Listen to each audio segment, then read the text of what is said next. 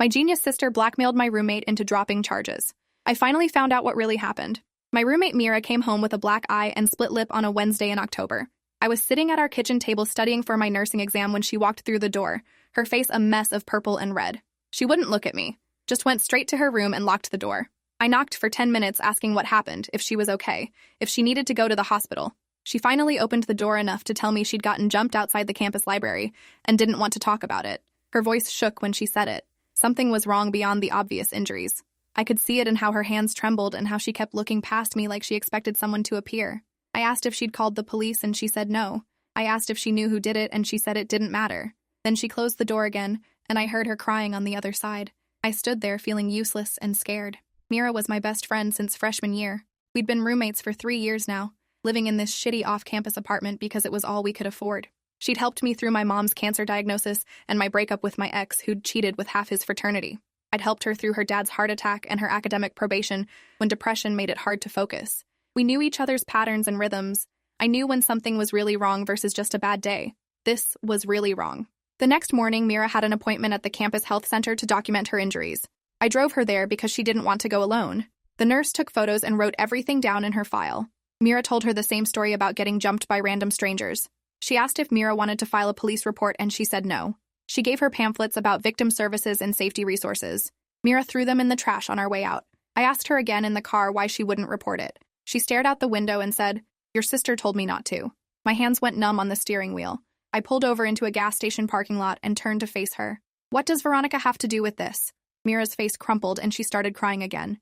She said, "She's the one who arranged it. She sent those guys to beat me up." I felt my reality fracture. My sister Veronica was a fourth-year law student at Georgetown. She was brilliant, driven, had graduated undergrad in 3 years with a perfect GPA. Everyone said she'd be running a major firm by 30. She was ambitious and sometimes cold, but I'd never thought her capable of violence. I asked Mira why she would do something like that. She took a shaky breath and said, "Because I was going to press charges against her boyfriend for what he did to me last month." The story came out in pieces over the next hour. Mira had been dating a guy named Marcus Cho, who was also a law student. They'd been together for 6 months. Mira thought it was serious. Then one night, Marcus got drunk at a party and forced himself on Mira when she said no. Mira had pushed him off and left, but the damage was done. She'd been processing it for weeks, finally decided to go to the police. She'd made an appointment to give a statement the day after she got beaten up. But the morning of her appointment, Veronica had shown up at our apartment while I was at clinical rotation. She'd told Mira that Marcus was her boyfriend, that they'd been together for over a year, that Mira was just a side thing Marcus was using for fun. Mira had no idea Marcus was seeing my sister. Veronica had proof, photos of them together going back months. She'd shown Mira text messages where Marcus called Mira pathetic and said he was only with her because she was easy. Then Veronica had told Mira that if she pressed charges, she'd make her life hell. She'd use her connections to destroy her reputation, get her expelled, make sure no graduate school would ever accept her. She'd said Marcus's future was too important to be ruined by some nobody who couldn't take a joke. Mira had told her she was pressing charges anyway. Veronica had smiled and said she'd regret it. The next night, she got jumped by 3 guys who knew her name and her address and exactly which classes she attended. I sat in my car feeling like I was going to throw up. My sister had hired people to assault my best friend to protect her boyfriend who'd assaulted her. The sister who used to help me with my homework and taught me how to do my makeup. The sister who'd given the speech at my high school graduation about standing up for what's right. I asked Mira if she was sure it was Veronica. She pulled out her phone and showed me text messages. Veronica had texted her the morning after the assault saying she hoped she'd learned her lesson and would be making smart choices going forward. She'd included a photo of Mira leaving her physics class with a caption saying she knew where she was at all times. The threat was clear. I told Mira we needed to go to the police immediately with everything. She shook her head and said Veronica had more leverage than just threats. She'd somehow gotten access to emails Mira had sent to her advisor about feeling suicidal last semester. She'd threatened to release them and claim Mira was mentally unstable and making up accusations for attention. She'd said she had a therapist ready to testify that Mira showed signs of delusional thinking and fabricating events. Mira was terrified that if she came forward, she'd be painted as crazy and lose everything. Her scholarship, her degree, her future. Veronica had made it clear she had the resources and connections to bury her completely. I drove home in silence while rage built in my chest like pressure in a closed system. Mira went straight to her room again. I sat at the kitchen table and called my sister. She answered on the 3rd ring sounding cheerful. "Hey little sister, what's up?" I asked her if she'd beaten up Mira. She laughed and said, "I didn't beat anyone up. I don't know what you're talking about." I told her Mira had told me everything. The line went quiet for a few seconds. Then Veronica's voice came back, flat and cold. "Mira is confused. She had a mental health crisis and is lashing out at people trying to help her. Marcus has been very concerned about her instability." I told her I knew she was lying. She said, "Be careful, Claire. You're in nursing school. You have clinical rotations at hospitals that do background checks. It would be a shame if something came up that affected your licensure." The threat was crystal clear. If I pushed this, Veronica would come after me too. I hung up and sat there shaking. My sister had just threatened my entire career over protecting a rapist. I didn't know the person on the other end of that phone call. That wasn't my sister. That was someone who'd learned to use power like a weapon and felt no guilt about who got hurt. I spent that night researching everything I could find about Marcus Cho. His social media was carefully curated, mostly professional photos and posts about law school achievements. But I found old party pictures where he looked drunk with his arm around different girls who looked uncomfortable. I found a Reddit thread from 2 years ago where someone anonymously described being assaulted by a law student at Georgetown who matched Marcus's description. The thread had been deleted, but I found it cached. I screenshot everything. I created a folder on my laptop with every piece of evidence I could gather. Mira came out of her room around midnight and found me still awake at my computer. She asked what I was doing, and I told her I was building a case. She sat down next to me and said, "Claire, you can't. She'll destroy both of us." I told her I couldn't just let this go. Mira started crying and said she wished she'd never told me. She said she'd made her peace with dropping the charges and just wanted to forget it happened. I asked how she could possibly move on knowing Marcus was walking around free and Veronica had gotten away with assault and blackmail. Mira said, "Because I don't have a choice. Neither of us do. Your sister won." I wanted to argue, but looking at her bruised face, I understood her exhaustion. She'd already been victimized twice. She didn't have the energy to fight anymore. The next morning, I went to class and tried to focus, but couldn't stop thinking about everything. My phone buzzed during lecture with a text from my mom asking if I'd talked to Veronica lately. My mother adored Veronica, bragged about her to everyone, called her the successful daughter. I was the one who'd chosen nursing instead of law or medicine, who'd gotten average grades instead of perfect ones, who'd dated the wrong guys and made normal mistakes. Mom had always compared us in ways that made it clear who was favored. I texted back saying I'd talked to her yesterday. Mom replied saying Veronica had gotten an offer from a major firm in DC and they were so proud. I felt sick reading it. My sister was being rewarded with everything while she destroyed Mira and faced zero consequences. After class, I drove to the law school and parked across from the building where I knew Veronica had classes. I watched students come and go, looking for her or Marcus. I didn't have a plan. I just needed to see them, to confirm they were real people living normal lives while Mira was terrified in our apartment. I saw Marcus first. He walked out laughing with a group of other students, completely at ease. He didn't look like someone carrying guilt. He looked like someone who'd gotten away with something and knew it. Then I saw Veronica. She was beautiful and put together as always. Designer bag on her shoulder, coffee in hand. She smiled at Marcus and he kissed her cheek. They looked like a perfect couple. I took photos of them together on my phone, not sure what I'd do with them but needing documentation. I followed them to a coffee shop near campus.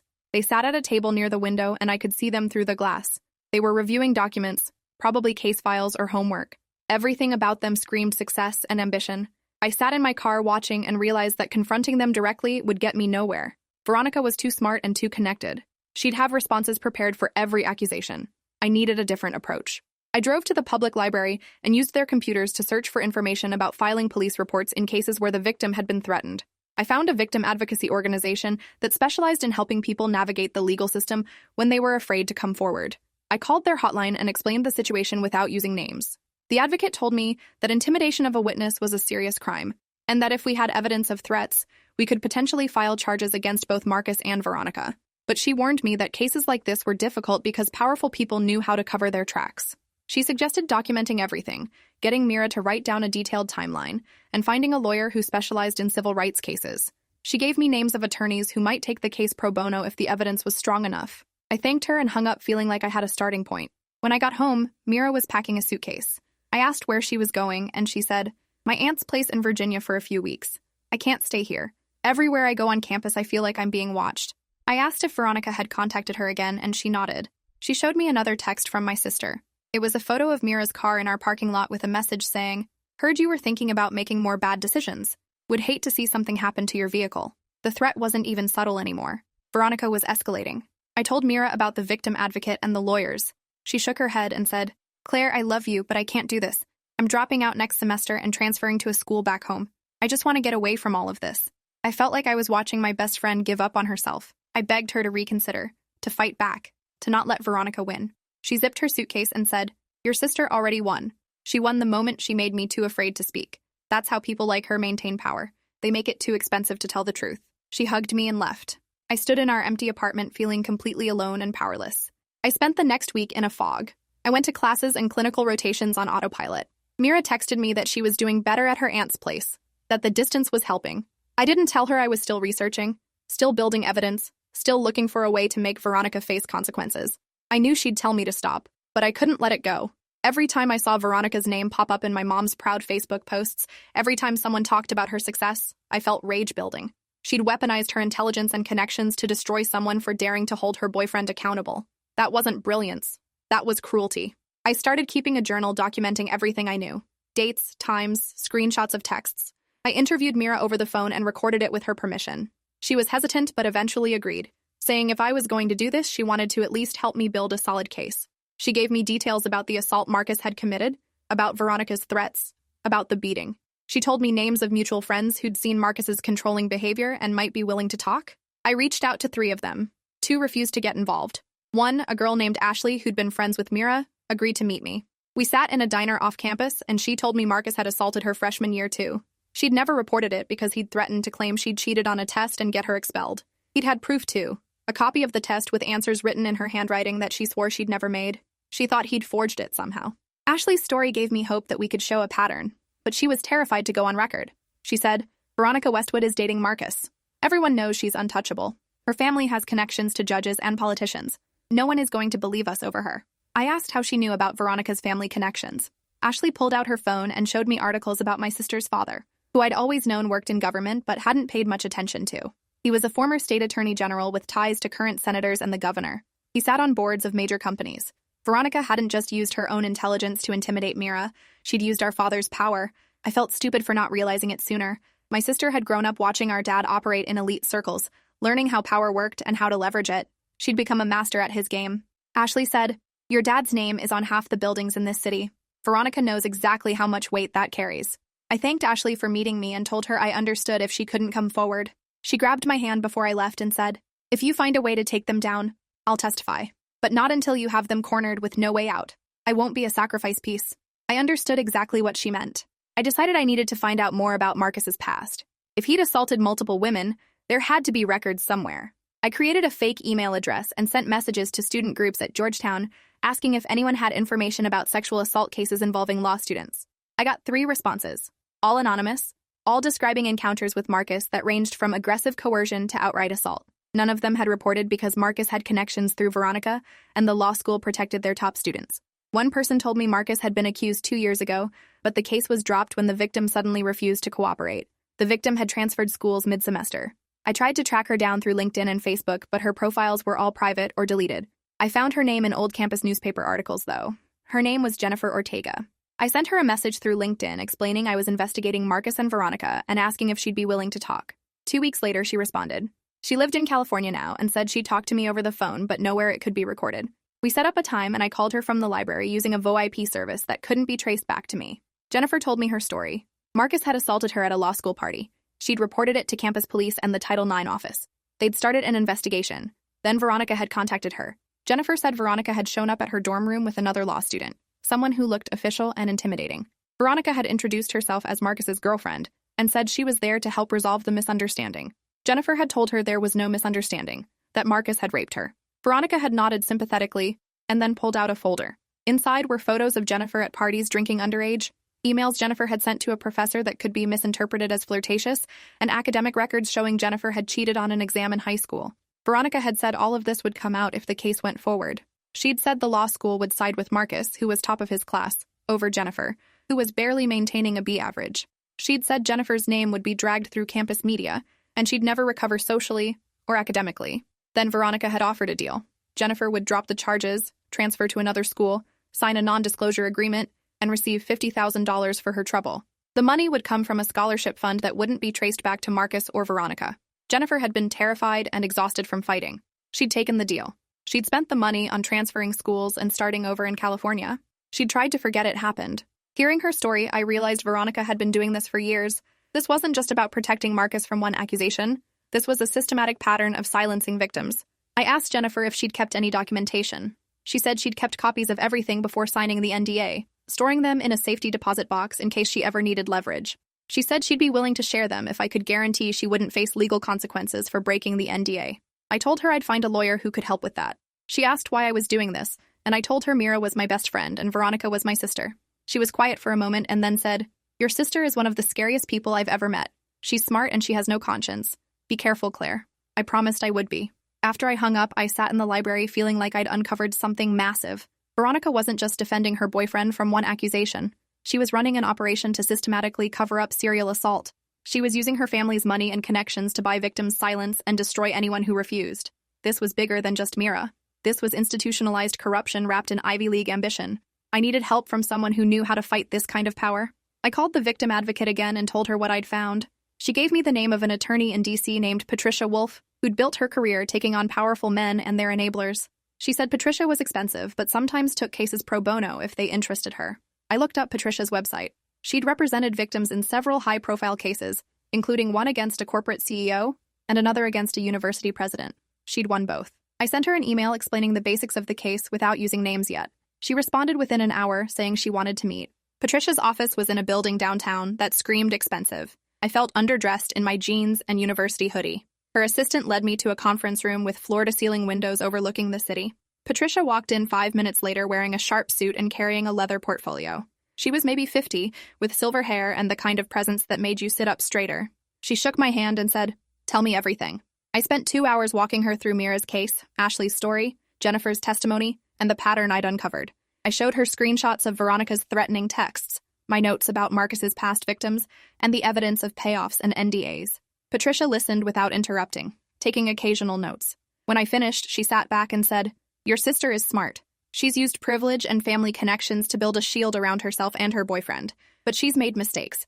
The threatening texts are evidence of witness intimidation. The pattern of payoffs to victims shows consciousness of guilt. The involvement of your father's money might constitute conspiracy. This is prosecutable." I felt hope surge through me. Patricia continued, "But you need to understand something. Your sister has resources and will fight back hard. If we pursue this, she'll come after you. She'll try to destroy your credibility, your career prospects, maybe your relationship with your family. Are you prepared for that?" I thought about Mira's bruised face, Jennifer crying on the phone, Ashley's fear. I said, "Yes." Patricia laid out a strategy. First, we'd need Mira to give a formal statement and agree to press charges. Second, we'd approach Jennifer about breaking her NDA under legal protection. Third, we'd gather as many other victims as possible to establish pattern and conspiracy. Fourth, we'd compile all evidence of Veronica's involvement in witness intimidation and cover-ups. Fifth, we'd take everything to both the local prosecutor and the Georgetown administration simultaneously, creating pressure from multiple directions. She said the biggest risk was that we'd alert Veronica before we had enough evidence to ensure charges would stick. If she knew we were coming, she'd have time to cover her tracks and threaten more people into silence. We needed to move fast and quietly. Patricia said she'd take the case pro bono because it offended her professional ethics that a law student was using legal tactics to enable assault. She'd need me to coordinate with the victims since they trusted me more than a stranger. I agreed to everything. We started that same day. I called Mira and told her about Patricia and the case we were building. She was silent for a long time. Then she said, "If I do this, I need to know it won't be for nothing. I can't go through all of this and watch them walk away." I told her Patricia had won cases against more powerful people. Mira said she'd think about it. 2 days later, she called back and said yes. She'd testify. She'd press charges. But she needed me to be there with her through everything. I promised I would be. Patricia and I met with Mira at her aunt's house in Virginia. Patricia spent 3 hours taking her statement, recording every detail on video. Mira described the assault Marcus committed, Veronica's threats, the beating, the intimidation. She showed her injuries, which were still healing. She provided text messages, emails, and the names of people who could corroborate parts of her story. Patricia asked hard questions, testing Mira's credibility and memory. Mira held up under pressure. When we finished, Patricia said, "You're a strong witness. A jury would believe you." Mira's eyes filled with tears. She'd been told by Veronica that no one would believe her. Hearing a respected attorney say the opposite mattered. Next, Patricia reached out to Jennifer's lawyer in California and negotiated immunity for breaking the NDA in exchange for testimony. Jennifer agreed and sent Patricia copies of everything from her safety deposit box. The documents were damning. Emails from Veronica laying out the strategy to discredit Jennifer, bank records showing the $50,000 payment traced back to a foundation my father controlled, and a draft of the NDA that explicitly mentioned protecting Marcus from sexual assault allegations. Patricia said, "This is conspiracy to obstruct justice. Your sister could face criminal charges separate from Marcus." I asked if my father could be charged too. Patricia said it depended on whether we could prove he knew what the money was for. That would be harder to establish.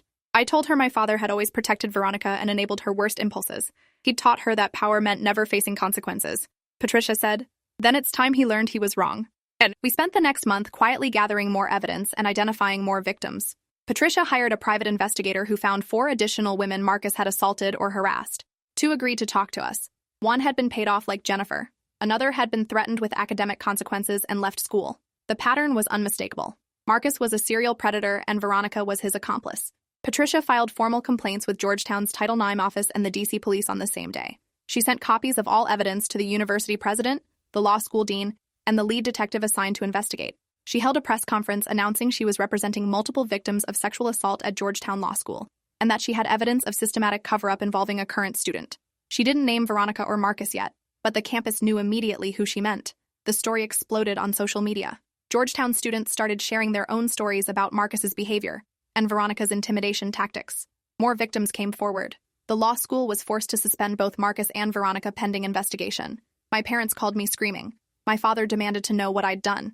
My mother cried and asked how I could betray my own sister. I told them Veronica had arranged for my roommate to be beaten and blackmailed multiple victims of assault.